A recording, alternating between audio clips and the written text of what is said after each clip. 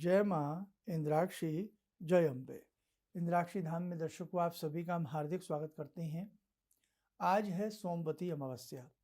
सोमवती अमावस्या में हमें कुछ विशेष उपाय जरूर करने चाहिए और ये अमावस्या पितरों को प्रसन्न करने वाली, कर्म को सुधारने वाली, दान पुण्य जप तप गंगा स्नान करने वाली मानी गई है। बहुत बड़ी अमावस्या होती है। इसके बारे में हम विस्तार से चर्चा इस अंक में करने वाले हैं। आइए पहले आज का हम पंचांग देखें। 30 दिसंबर सन 2024 दिन सोमवार, संवत 2081, पौष मास कृष्ण पक्ष, तिथि सोमवती अमावस, नक्षत्र मूल। आज जन्मे जातक गणमूल नक्षत्र की श्रेणी में होंगे। राहु काल 7:30 से 9, दिशाशूल पूर्व दिशा। अब देखो सोमवती अमावस्या इसको क्यों कहा जाता है। सोमवार का दिन हो और उस दिन अमावस्या आ जाए तो वो सोमवार के नाम से सोमवती अमावस्या बन जाती है। और पितरों से क्या संबंध है कि जो सोमवार है, चंद्रवार इसको कहते हैं, सोमवार को चंद्रवार भी कहते हैं, और चंद्रवार का मतलब चंद्रमा से है। तो जो चंद्रलोक है, समझ रहे हैं आप, जो चंद्रलोक है उसी को पितृलोक कहा गया है। और कहीं कहीं ऐसा विधान है कि चंद्रलोक से ऊपर ही थोड़ा सा पितृलोक है। तो चंद्रलोक और पितृलोक का आपस में घनिष्ठ संबंध है। तो पितरों से सोमवती अमावस्या का संबंध हुआ चंद्र से, इसीलिए सोमवती अमावस्या पितरों के लिए भी दान पुण्य करने के लिए श्रेष्ठ मानी गई है। तो आज जहाँ भी कहीं आपको कोई तीर्थ क्षेत्र के आसपास रहते हो, गंगा जी में स्नान करना, वहीं गायत्री मंत्र का बैठ करके जप करना, दान आदि करना, जो भी आपसे बन सके बहुत श्रेष्ठ रहता है। अन्य जो भी लोग अपने घरों में हैं तो उनके लिए गायत्री मंत्र पढ़ना, कम से कम गायत्री मंत्र की 3 या 5 मालाएं आप लोग जरूर कीजिएगा। गायत्री यज्ञ करना बड़ा श्रेष्ठ है। और अपने पितरों के नाम से कोई गर्म वस्त्र, कंबल, लोई, भोजन कुछ भी निकालना, वो भी बड़ा श्रेष्ठ है। आसपास कहीं भी गायें आपको मिलती हों, दिखती हों, उनको गुड़ खिलाना, उनकी सेवा करना सोमवती अमावस्या में श्रेष्ठतम कहलाता है। और इसके साथ साथ एक और ध्यान से सुन लें हमारी बात। एक हमने ये सारी अंक आपको सोमवती का पहले से दे दिया था। पीपल के पेड़ की 108 परिक्रमाएं करना, ओम विष्णवे नमः बोलते हुए 108 परिक्रमाएं जो पीपल के पेड़ की आज के दिन करता है, उसके अनेकों योनियों के गुप्त पाप, जाने अनजाने में किए गए पाप नष्ट होते हैं।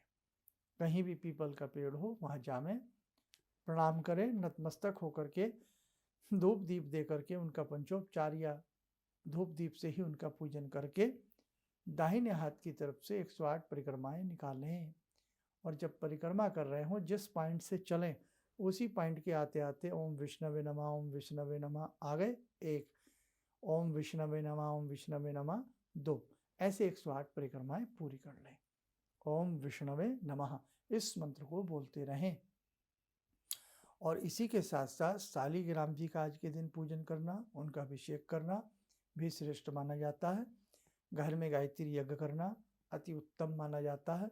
दिन में चलते फिरते उठते बैठते गायत्री महामंत्र का जप करना अत्यधिक श्रेष्ठ माना जाता है। तो ध्यान रखें, अपने पितरों के नाम से आज के दिन 1 लोटे में जल भर लें, उसमें थोड़ा गंगा जल डालें, कच्चा दूध डालें, काला तिल मिलावें, मीठा डालें और दक्षिण दिशा की तरफ मुख करके ओम पितृदेवताभ्यो नमः बोल करके पितरों के निमित्त देवें, वो जल अर्पण करें। और चलते फिरते दिन में बेटे गायत्री मंत्र जरूर जपते रहना। 5-10 मिनट का मौका निकाल करके भी आप लोग गायत्री मंत्र जपना। और गौ माता की सेवा आज के दिन करना बहुत श्रेष्ठ रहेगा। खास तौर से वो गायें जो विचरण अकेले में कर रही हैं और जिन्हें खाने को और पीने को पानी भी नहीं मिल पा रहा है। भाई गौशाला में तो करीब करीब सारे इंतजाम होते हैं, लेकिन उसके अलावा भी बहुत गायें बाहर घूमती हैं, सर्दी में रहती हैं, खाने को उनकी व्यवस्था नहीं होती, पीने का पानी नहीं होता। तो बेटा आज के दिन ये पुण्य जरूर कमाओ। वैसे तो रोज करना चाहिए, पर इंसान बहुत लालची है। वो हमेशा कोई उपाय भी करेगा तो अपने मतलब के लिए करेगा, अपने लालच के लिए करेगा, और कोई ना कोई हम जैसा जब कह दे तब करेगा। बुरा मत मानना, सबके लिए नहीं कह रहा हूँ, लेकिन अधिकतर ऐसा ही होता है कि हम कोई चीज़ ऐसी जल्दी से नहीं करते। कोई 30 त्योहार आता है तो बाज़ारों में भीड़ लग जाएगी, भगवान जी के लिए ये खरीद लो, वो ले लो, लेकिन त्यौहार ख़त्म, बात ख़त्म। इसलिए ऐसा नहीं होना चाहिए। हमें अपनी तरफ से भी जीवन में श्रेष्ठ से श्रेष्ठ वो उपाय करने चाहिए, वो कर्म करने चाहिए जो सदैव सदैव के लिए हमें भगवान से जोड़ें और हम जीवों के प्रति प्रेम रखें, दया रखें। ये नहीं कि आप आज गोपाष्टमी है तो आज के दिन ही हम गाय की सेवा करें, आज सोमवती अमावस्या है आज ही हम गंगा जी का पूजन करें, आज ही विष्णु जी का पूजन करें, आज ही पीपल का पूजन करें। ये बातें तो हमें अक्सर अपने जीवन में दैनिक रूप में जोड़ लेनी चाहिए। भाई हम वीकली कर सकते हैं, गौ माता की सेवा यदि हमसे रोज़ नहीं होती, हम वीकली तो करें।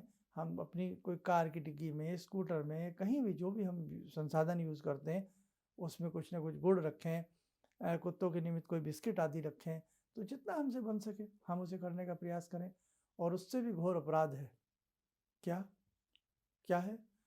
जब हम किसी पशु पर कोई अत्याचार होते देखें। हाँ, यदि कोई डॉग है और उसको कोई बुरी तरह से पीट रहा है, मार रहा है, या आपके आस पड़ोस में कोई कुत्ता है और वो दिन भर बेचारा बंधा रहता है। और आजकल तो लोगों ने ऐसे जुल्म किए हुए हैं कि घरों में भी कुत्तों के लिए पिंजरे ले आए हैं, केज, पिंजरे। यस, उसमें वो ढंग से बेचारे खड़े नहीं हो पाते, ढंग से हमने ऐसा उनको कैद किया है कि ध्यान रखना इसी जोनी में हम लोग कैद हो जाएंगे। पिंजरा ही कैद नहीं होती। संतान दुख देने लग जाए, संतान आपको एक कमरे में डाल दे, जिंदगी भर जिस संतान के लिए बड़े हुए हैं, तड़फे हैं, मरे हैं, वही संतान मारने लग जाए, समस्याएं अपनी भुजाओं में हमें भर ले, संतान समस्याओं रूपी पिंजरे में हम लोग कैद हो जाएं, हम समस्याओं से बाहर ही ना निकल पाए। इसलिए ध्यान रखना, आज बहुत अत्याचार बढ़ता जा रहा है।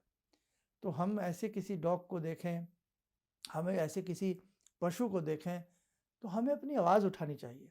हम डर जाते हैं, अरे साहब हमारा पड़ोसी है, क्या कहेगा, अरे भाड़ में जाए ऐसा पड़ोसी यार, है। आप सामने खुलकर नहीं आ सकते, आजकल तो वीडियो का ज़माना है। कहीं ना कहीं डॉग शेल्टर वालों को बताइए, कहीं ना कहीं पशु अधिनियम के एक्ट बने हुए हैं, उन्हें बताइए। आप यकीन नहीं करेंगे, हम लोग पिछले 1 वर्ष तक सड़क पर बहुत लोग बोझा लेकर के बैल के ऊपर खड़े रहते थे, फल फ्रूट बेचते थे। आप यकीन मानिएगा, हमें शोभा नहीं दिया कि वो वीडियो हम आपको दिखावें और डालें। हम बड़ा उनसे विनम्र भाव से भी, गर्म भाव से भी, भैया बाबू करके भी हमने बड़ा निवेदन किया कि साहब आप सामान बेचिए, आप फल बेचिए, कोई मना नहीं कर रहा, लेकिन आपने जो ये बैल बांधा हुआ है इसे रिलीज़ कर दीजिए, इसे एक साइड में खड़ा कर दीजिए। अब वो बैल बेचारा दिन भर वहीं खड़ा है, एक ही स्थान पर उसके पैर खड़े हुए हैं और 2-2 लोग, 3-3 लोग उस बोगी के ऊपर, ठेला के ऊपर बैठे हुए हैं। फलों का वजन अलग, उनका वजन अलग। और आप सोचो, आपको एक ही पॉइंट पर कोई दिन भर खड़ा कर दे, दिन भर आपको खड़ा करके रखे, तो पैर नहीं दुखेंगे, आत्मा रोएगी नहीं आपकी। खाने को अच्छे से वो देते नहीं वो लोग। तो ऐसा भी यदि हम कुछ देखते हैं तो हमें उन्हें टोकना चाहिए। और फिर हम गौ माता के तिलक लगाते हुए, नंदी के ऊपर हो में जुल्म, फिर हम नंदी के पैर छूते हुए शिव मंदिर में जा कर के, भैया सार्थक नहीं है। ध्यान रखना, हमारी बातें आपको चुभेंगी जरूर, लेकिन हम कहीं अत्याचार होते देखें तो हम कम से कम विनम्र भाव से ही सही अपनी आवाज़ तो उठाएं। हम उनके प्रति लड़े ना, लेकिन उन्हें समझाएं तो सही। आपके आसपास में कोई कुत्ता है, कोई ऐसा, शौकीन हो गए आजकल लोग, लेकिन ऐसा ना कीजिएगा कि उसको ला करके बांध के रखिएगा और वो बेचारी आत्मा तड़पती रहे। तड़प तड़प करके हमने कुत्ते मरते देखे हैं साहब। हाँ, तो इसलिए आप लाइए, कोई मना नहीं करता, आप पालिए, बहुत अच्छी बात है, लेकिन उन्हें एक फैमिली मेंबर का दर्जा दीजिए। आप समझिए कि इसमें भी जीव है, इसमें भी प्राण है, इसमें भी भगवान का वास है। वाहन है साहब वो भैरव बाबा के। तो ध्यान रखना, कोई भी उपाय बेटा यही नहीं हो कि आज सोमवती अमावस्या आ गई, आज ही नाच लिए, कूद लिए, आज ही हूँ हाँ करके बहुत सारे उपाय कर लिए और साल भर छुट्टी और आंखें बंद कर ली, कोई किसी को पीटे, लठ बजावे, आंख में मिर्ची मारे, कुछ भी मारे, और हमारी तो आंखें बंद हैं, बस अब तो त्यौहार आएगा, हम अपने उपाय करके चौड़े हो जाएंगे। कुछ भी नहीं मिलने वाला, ध्यान रखना। गंगा में स्नान करने का भी तभी फायदा है, शरीर का मैल थोड़ी पानी धोता है। हम शरीर को धोने के लिए गंगा स्नान थोड़ी करते हैं, मन का मैल धोने के लिए गंगा स्नान करते हैं। मन का मैल ही ना धुले तो नहाते रहिए आप, दिन भर घुसे रहिए गंगा जी में, कुछ भी नहीं होने वाला, कुछ भी नहीं होने वाला। इसलिए ध्यान रखें, मन जब तक नहीं धुलेगा तो तन धोने से कोई फायदा नहीं है। इसलिए इंतज़ार मत कीजिए कि आज ये त्यौहार है, आज वो त्यौहार है। हमारे लिए रोज ही अच्छा शुभ कर्म हमें करना चाहिए। एक संदेश सोमवती अमावस्या में ऐसा भी लीजिए कि आज से मैं ये संकल्प लेता हूँ, हे धरती माँ, हे गौ माँ, हे प्रभु, हे मेरे इष्ट, हे मेरे गुरु, जो भी मुझे मेरी आत्मा कहेगी ये चीज़ गलत हो रही है, मैं उसके प्रति उन्हें समझाऊं, और जहाँ भी मुझे गाय दिखे मैं अपने थैला में कहीं ना कहीं कुछ, कोई बिस्किट, कोई गुड़ या कोई भी ऐसी चीज़ रखूं, मैं इनकी सेवा करूं। भगवान मुझे इस काबिल बनाए कि मैं खूब अमीर बन जाऊं, खूब पैसा मेरे पे हो, और मैं अपनी कॉलोनी में कहीं ना कहीं पशुओं के लिए एक चरावाहा बनवा दूं, कोई ऐसा अड्डा बनवा दूं, ऐसा स्टेशन बना दूं पशुओं के लिए, पक्षियों के लिए। तो आप भगवान से ऐसी कामना भी तो कीजिए।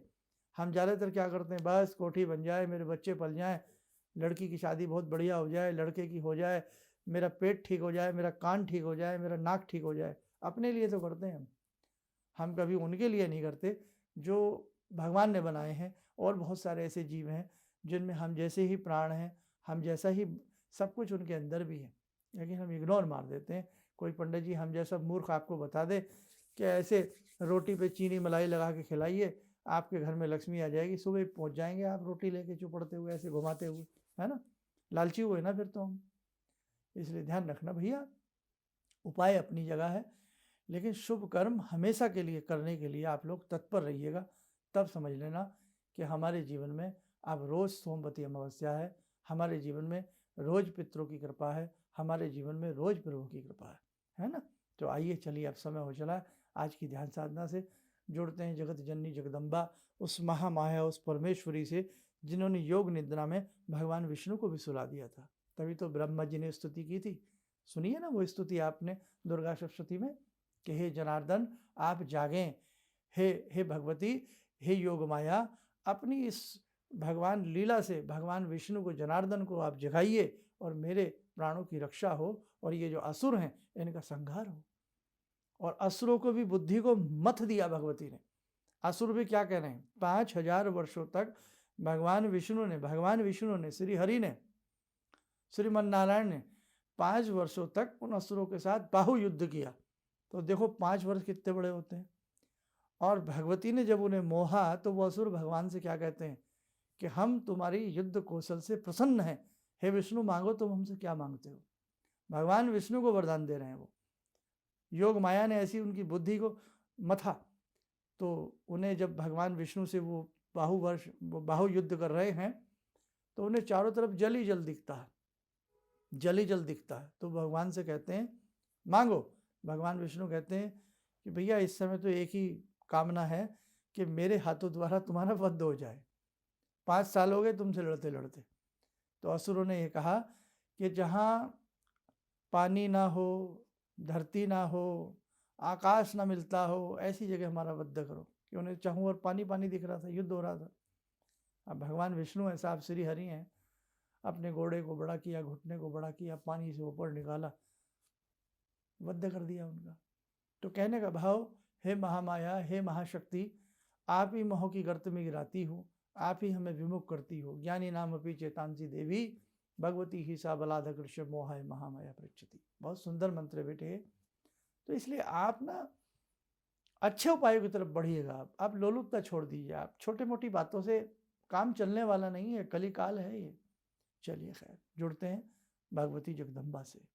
ॐ सिन्दूरारुणविग्रहां त्रिनयनां माणिक्यमूलस्फुरात् स्तारानायकशेखरं स्मितमुखी भापेन वाक्षोरुवां पाणिभ्यामलपूर्णरत्नचषकां रत्नोत्परां बिभ्रति सौम्यां रत्नघटस्थरक्तचरणां ध्यायेत् पराम् अम्बिकां खड्गं चक्रगदेषु चापपरिगान् शूलम्बुशुण्डिं शिरा शङ्खं संदधतीं करे स्त्रीनयनां सर्वाङ्गभूषावृतां नीलास्मद्युतिमास्य पाददशकां सेवे महाकालिकां यामास्तो स्वपितैहरो कमलजो हन्तुं मधुं कैटवम् विद्युद्दाम समप्रभां मृगपते स्कन्दस्थितां भीषणां कन्या विहकरवालखेटविलसा धस्ताविरासेवितां हस्ते चक्रगदाशिखेटविशिखां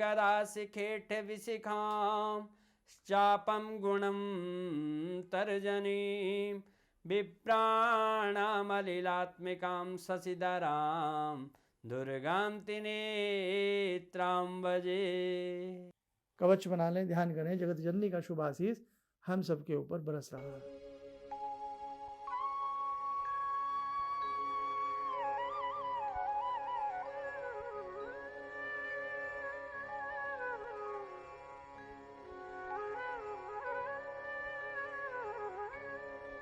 ओम बोलते हुए नेत्र खोलें, सामान्य हो जाए।